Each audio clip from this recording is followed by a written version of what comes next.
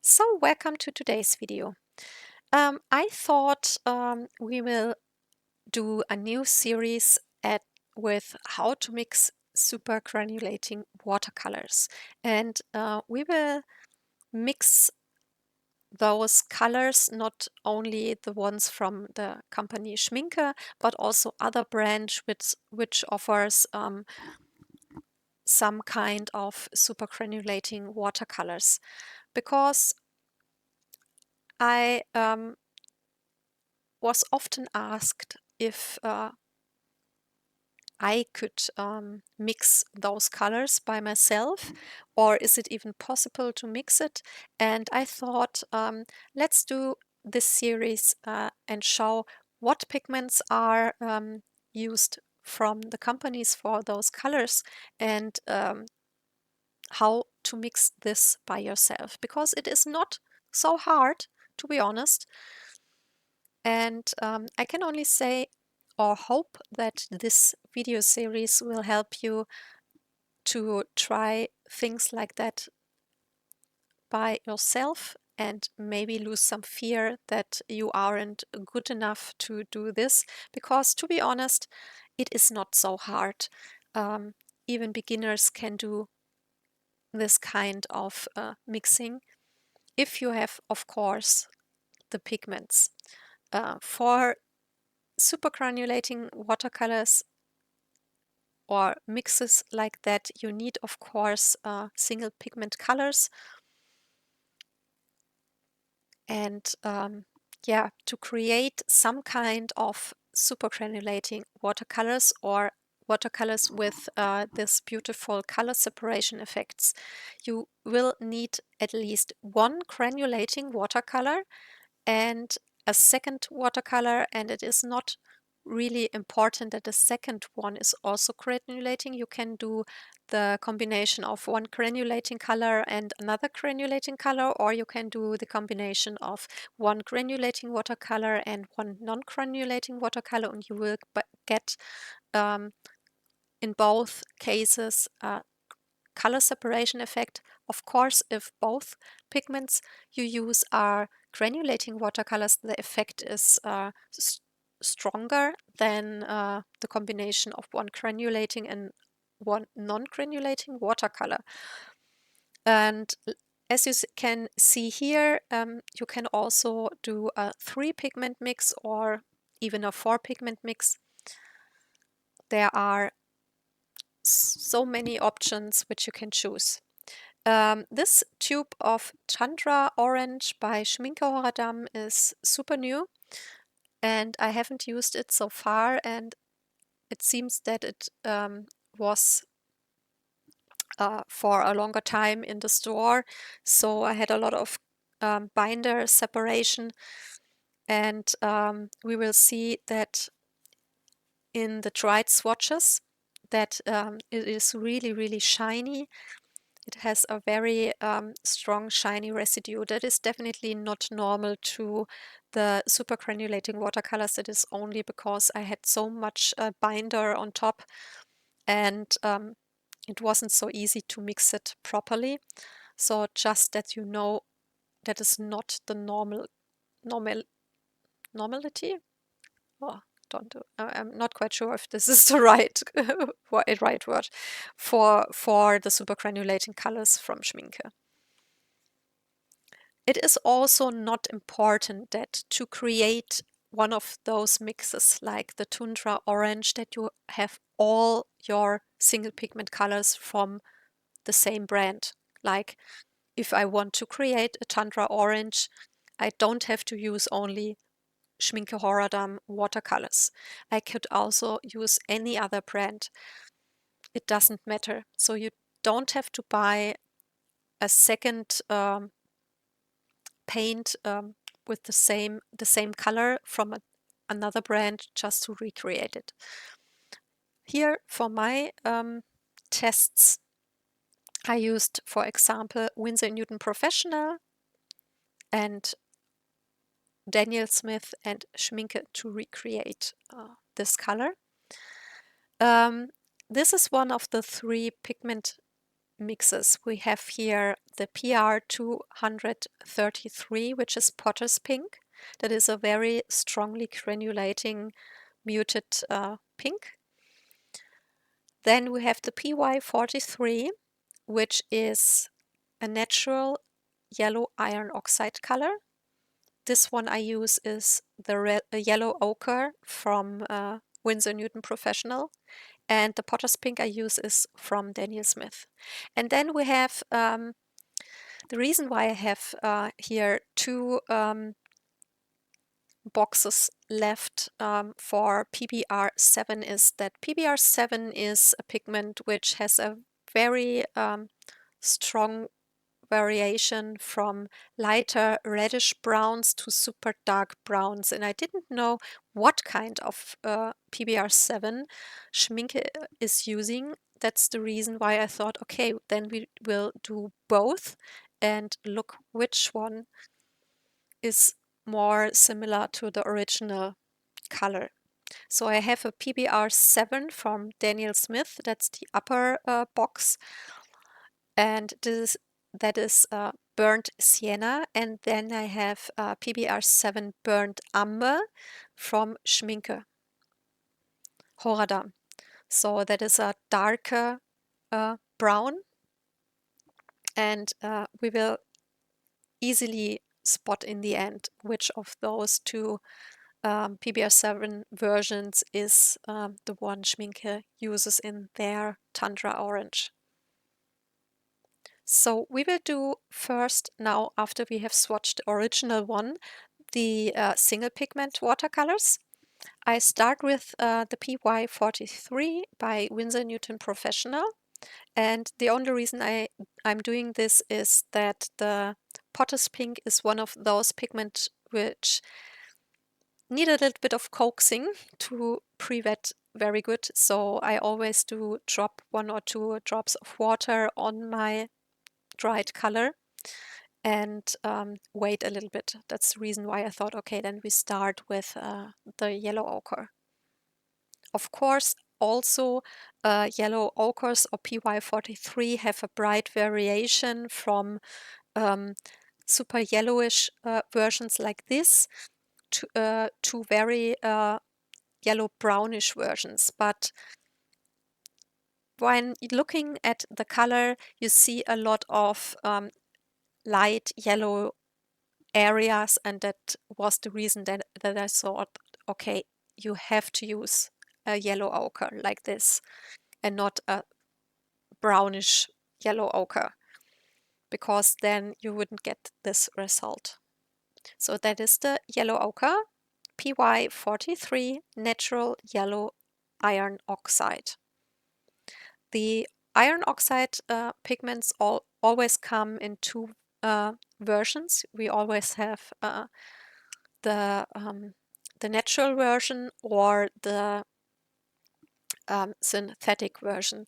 And the natural versions are super different depending on which area in the world the pigment is mined. So this is the PBR7 from Daniel Smith, the burnt sienna, which is a very strong granulating PBR7. And that is also something that differs a lot with iron oxide pigments. Some of them granulate more than others, and this is also with the natural versions depending on where the pigment is coming from and how finely milled the pigment companies are, how much they mill their pigments. And this is the PBR7 burnt amber from Schmincke Horadam, and you can see that these are completely different shades of brown. So I hope you can understand now why when I said that I just wasn't sure which version they have used. PBR7 is the natural brown iron oxide. So, and this is the PR 233 33 Potter's Pink.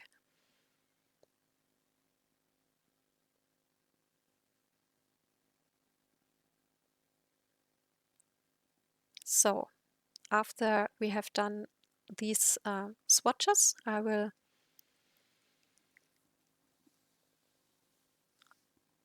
take my porcelain plate, and then we will do both mixes, and then we will test them, and you can easily spot then which is the right version. Doesn't mean the other version isn't beautiful, because I think it is very beautiful as well. It's just different.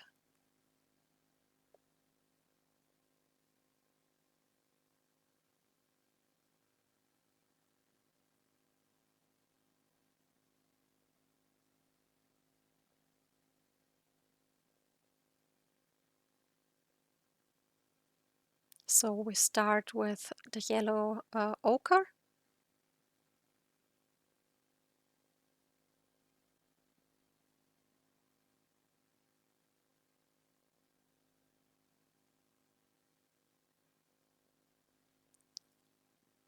And add some additional water to both, so that we have enough for swatching these big boxes.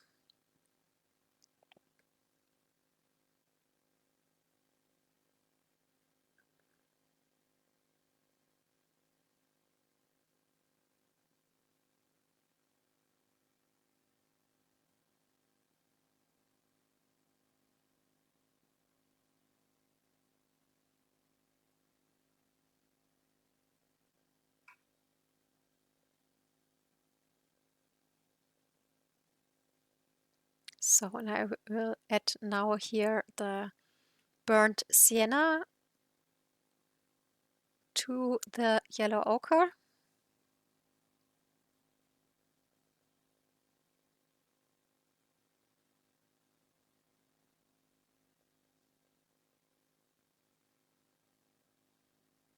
And then I will add the burnt umber to the yellow ochre in the lower one.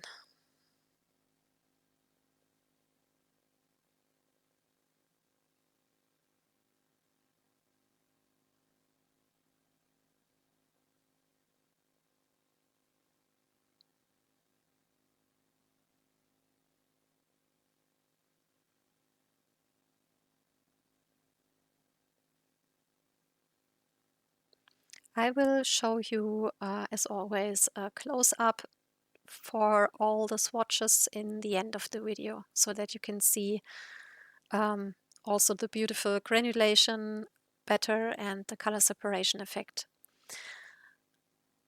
This kind of color separation effect is due to the size of the pigment particles. In a non-granulating watercolor, the pigment particles are all the same size, so they behave all the same. But in a granulating watercolor, you have different sized pigments in the color. You have smaller, lighter ones, which moves over the paper much faster and more easily, and you have bigger, heavier particle parts, which are more lazy in their movement. So that is the reason why you see that pigments which are granulating very strongly, like the Potter's Pink, you can see that they tend to like clump together, and the bigger particles build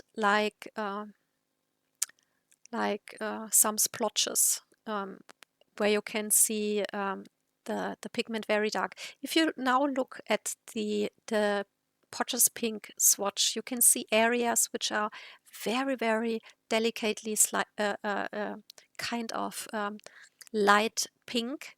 And then you have, especially in the left side, areas which are much darker. And that is the reason why it works like that. On the darker area, you have more of the bigger particles and more of the smaller, lighter particles in the areas which are very, very lightly colored. And this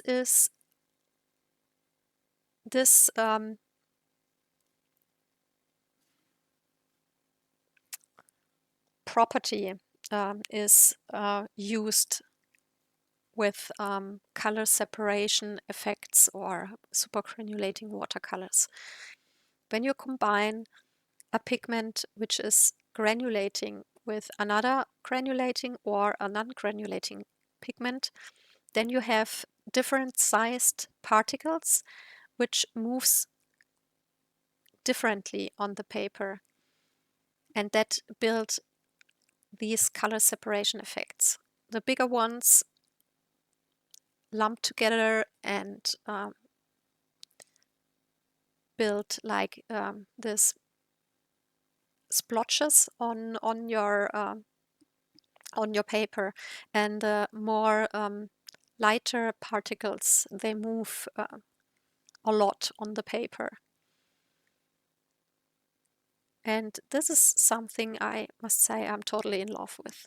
From the first time I've seen those kind of color separation effects, I was totally hooked, and I absolutely love working with colors like that. I do a lot of my supergranulating colors. I mix a lot of them myself, and I have, of course, some convenient mixes from various brands, like, for example, this Tundra Orange from Schmincke. But I really, really love working with those, especially for things like when you just want to color an easy background.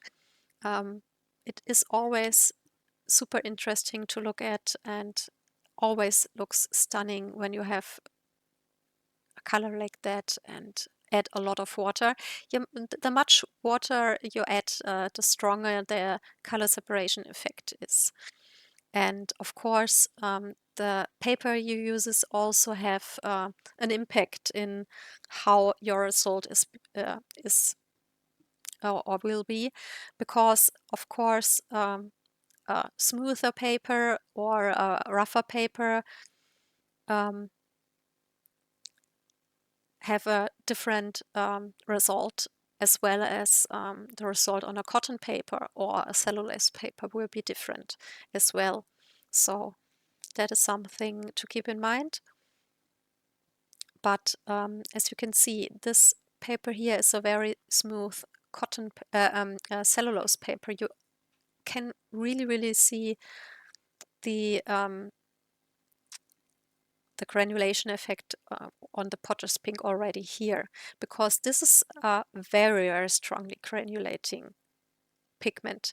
And you can see that the swatches from the PBR7 versions and the PY43 are much smoother looking, because their granulation is very, very mildly in comparison to the potter's pink, for example. So not only we have different results due to paper or which pigment is used per se, but also how strongly granulating the pigment is, because we have some pigments which have barely visible granulation, and some, like the potter's pink here, for example, which granulates super, super strongly. So all this of course can differ the result you are getting. So like I said, we will do a close-up. Please be aware of that this super, super shiny effect is not the norm from Schmincke. That's just because my tube had so strong color binder separation.